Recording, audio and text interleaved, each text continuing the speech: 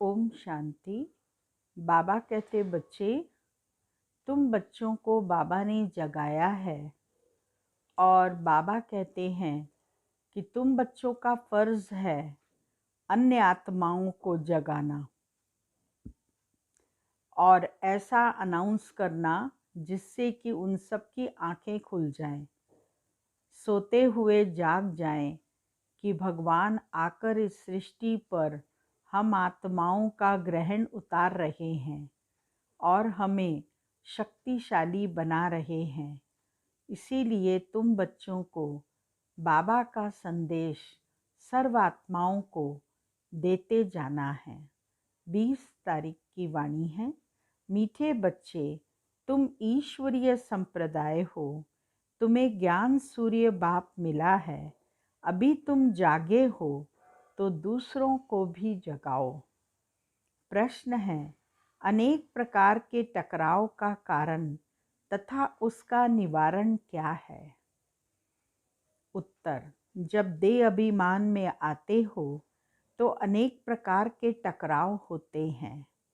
माया की ग्रहचारी बैठती है।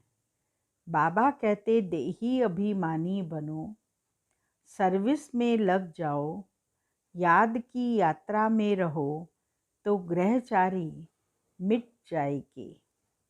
ओम शांति। रूहानी बच्चों के पास बाप आए हैं श्रीमत देने व समझाने। यह तो बच्चे समझ गए हैं कि ड्रामा प्लान अनुसार सारा कार्य होना है, बाकी समय थोड़ा रहा है। इस भारत को रावणपुरी से फिर विष्णुपुरी बनाना है। अब बाप भी है गुप्त, पढ़ाई भी गुप्त है। सेंटर्स तो बहुत हैं, छोटे बड़े गांव में छोटे बड़े सेंटर्स हैं और बच्चे भी बहुत हैं। अब बच्चों ने चैलेंज तो दी है और लिखना भी है। जब कोई लिटरेचर बनाना है तो उसमें लिखना है, हम इस अपनी भारत भूमि को स्वर्ग बनाकर छोड़ेंगे। तुमको भी अपनी भारत भूमि बहुत प्रिय है, क्योंकि तुम जानते हो यह भारत ही स्वर्ग था। इनको 5000 वर्ष हुए हैं। भारत बहुत शानदार था, इनको स्वर्ग कहा जाता है। तुम ब्रह्मा मुख वंशावली को ही नॉलेज है। इस भारत को श्रीमत पर हमको स्वर्ग जरूर बनाना है। सबको रास्ता बताना है और कोई खिटपिट की बात ही नहीं। आपस में बैठ राय करनी चाहिए कि इन प्रदर्शनी के चित्रों द्वारा हम ऐसी क्या एडवर्टाइजमेंट करें जो अखबार में भी चित्र दें।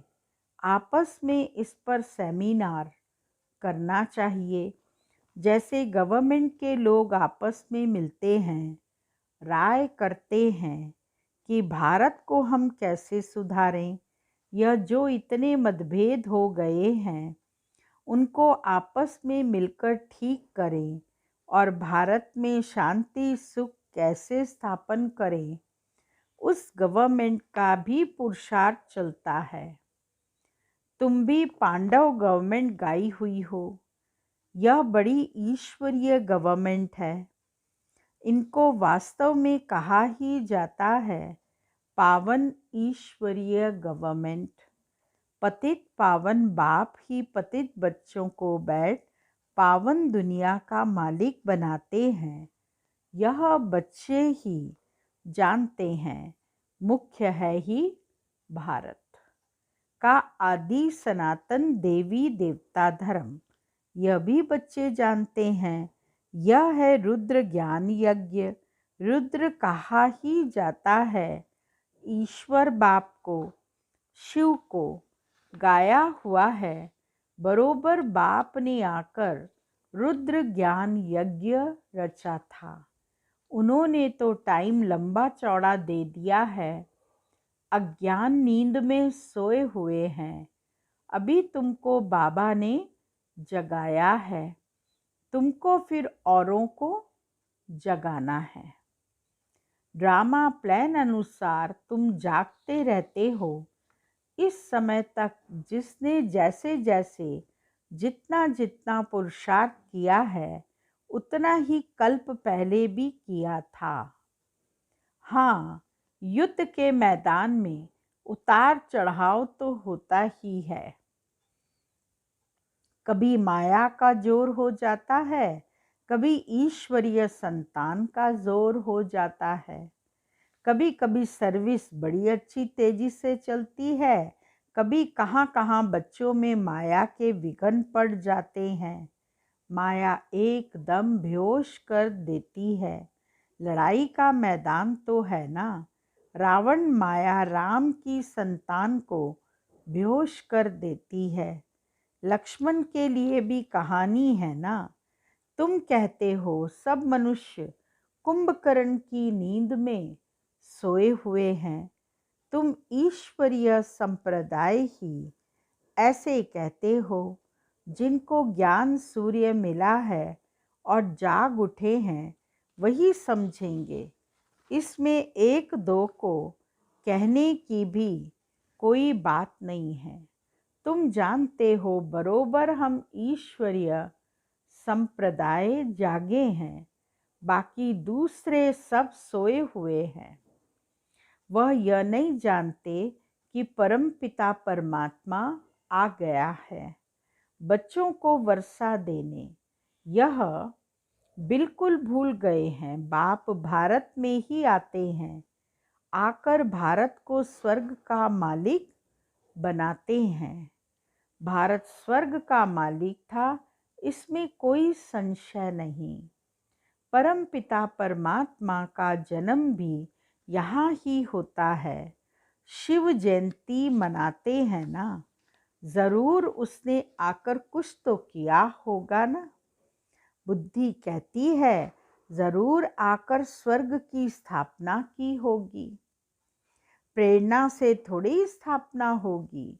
यहाँ तो तुम बच्चों को राजयोग सिखाया जाता है, याद की यात्रा समझाई जाती है। प्रेरणा से कोई आवाज होता ही नहीं।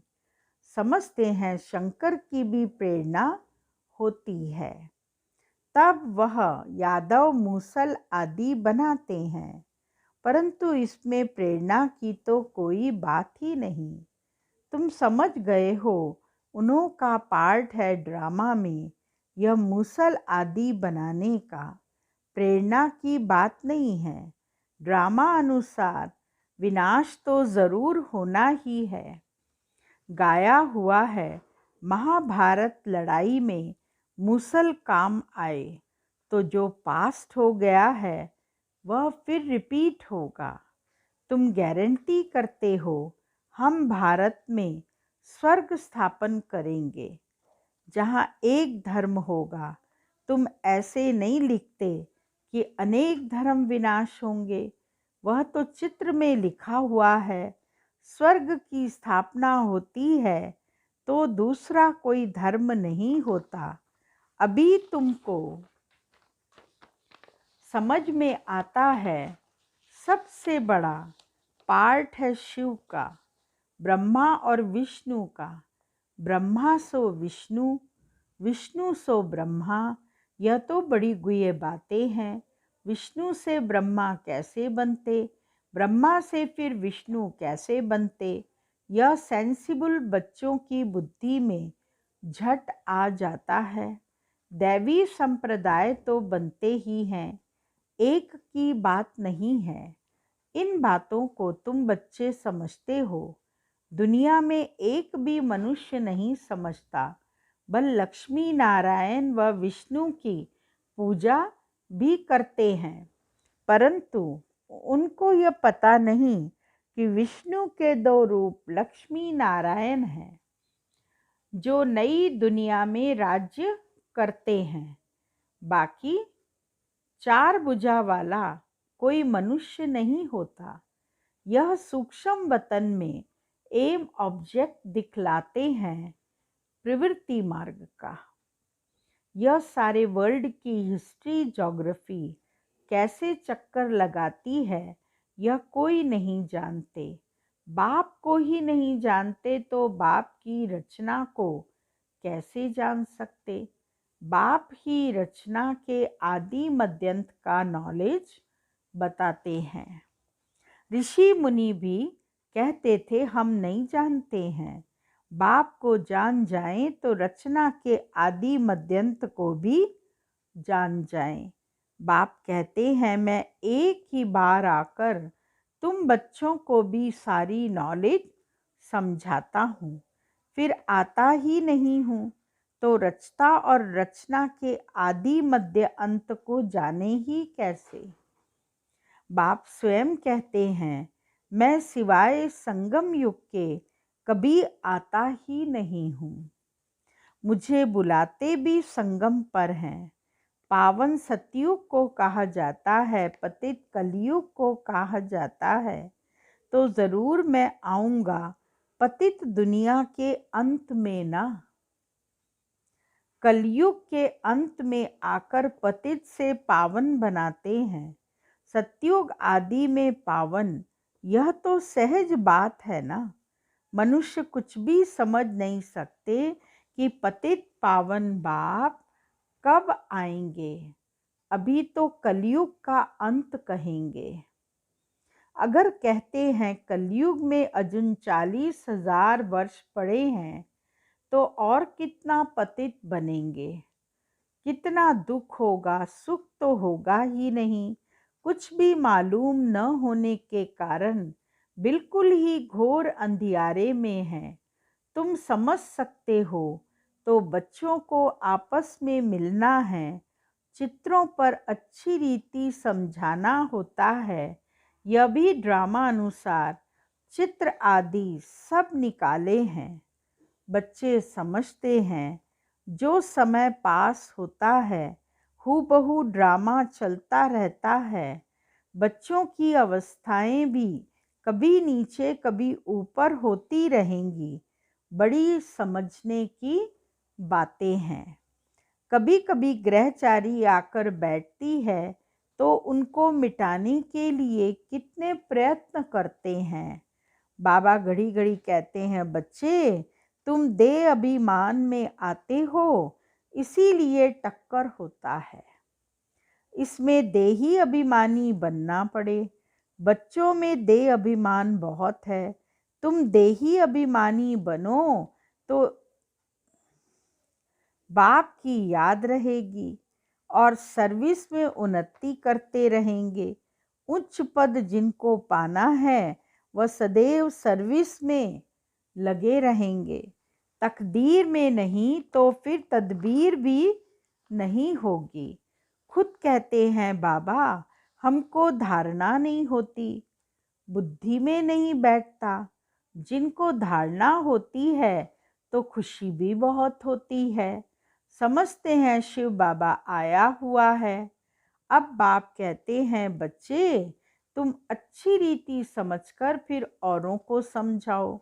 कोई तो सर्विस में ही लगे रहते हैं, पुरुषार्थ करते रहते हैं।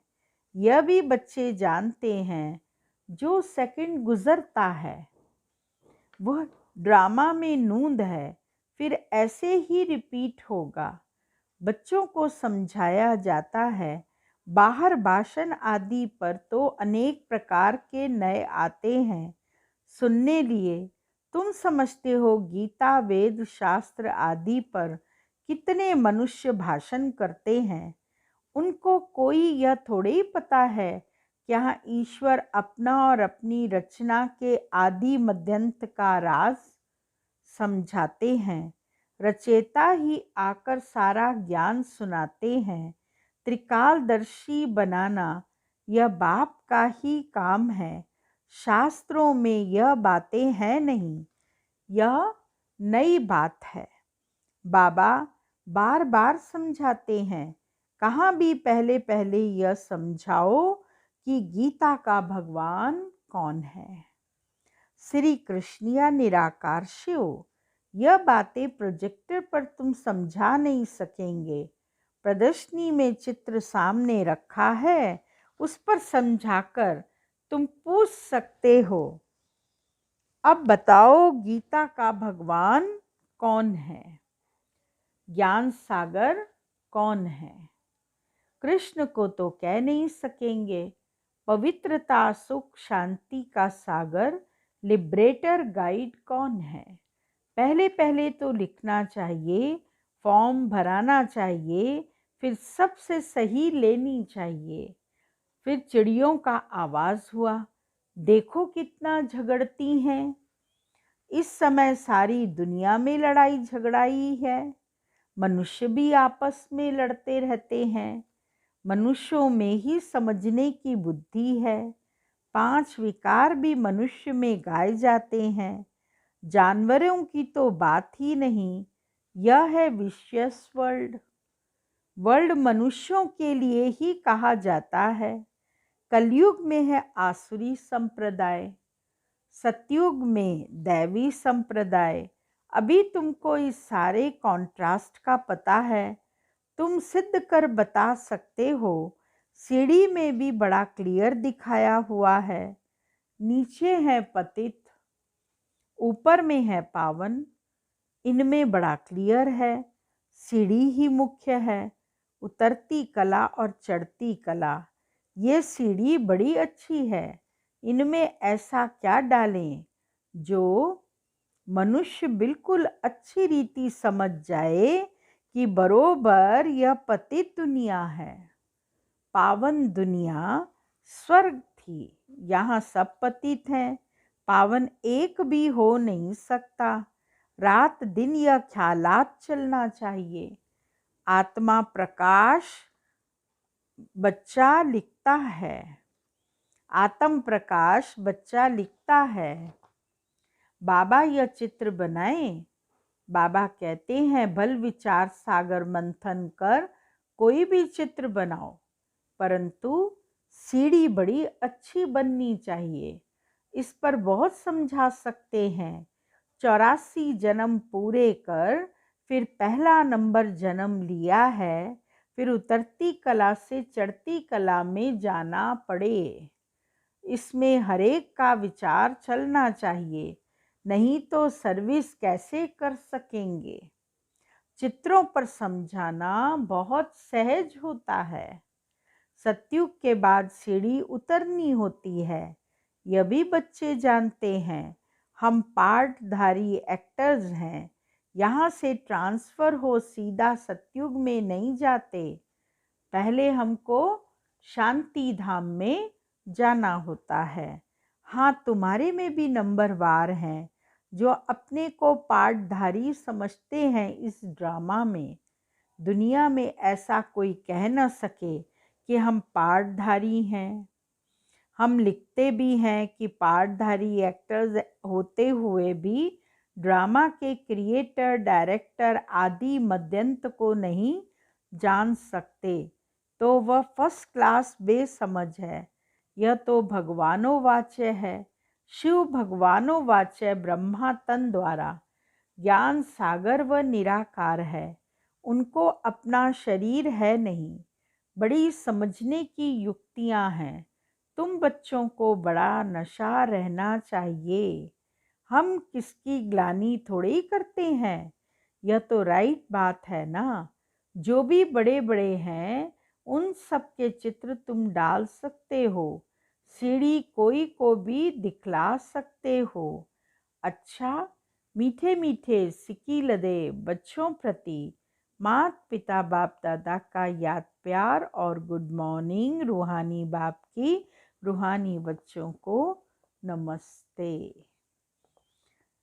मुख्य सार है पहला पॉइंट, भारत में सुख शांति की स्थापना करने व भारत को स्वर्ग बनाने के लिए आपस में सेमिनार करना है। श्रीमत पर भारत की ऐसी सेवा करनी है। दूसरा पॉइंट है, सर्विस में उन्नति करने व सर्विस से उच्च पद पाने के लिए देही अभिमानी रहने की मेहनत करनी है। ज्ञान का विचार सागर मंथन करना है। वरदान है, अपनी श्रेष्ठ धारणाओं प्रति त्याग में भाग्य का अनुभव करने वाले सच्चे त्यागी भव। ब्राह्मणों की श्रेष्ठ धारणा है संपूर्ण पवित्रता। इसी धारणा के लिए गायन है, प्राण जाए पर धर्म न जाए। किसी भी प्रकार की परिस्थिति में अपनी इस धारणा के प्रति कुछ भी त्याग करना पड़े, सहन करना पड़े, सामना करना पड़े, साहस रखना पड़े, तो खुशी खुशी से करो। इसमें त्याग को त्याग न समझ भाग्य का अनुभव करो, तब कहेंगे सच्चे त्यागी। ऐसी धारणा वाले ही सच्चे ब्राह्मण कहे जाते हैं। स्लोगन है, सर्व शक्तियों को अपने ऑर्डर में रखने वाले ही मास्टर सर्वशक्तिवान हैं। ओम शांति। आज का पॉइंट है, जैसे कपड़े सिलाई करने का साधन धागा होता है, वैसे ही भविष्य संबंध जोड़ने का साधन है आत्मिक स्नेह रूपी धागा। जोड़ने का समय और स्थान यह है, लेकिन यह ईश्वरीय स्नेह व आत्मिक स्नेह तब जुड़ सकता है जब अनेक देहधारियों से स्वार्थ का स्नेह समाप्त हो जाता है। ओम शांति।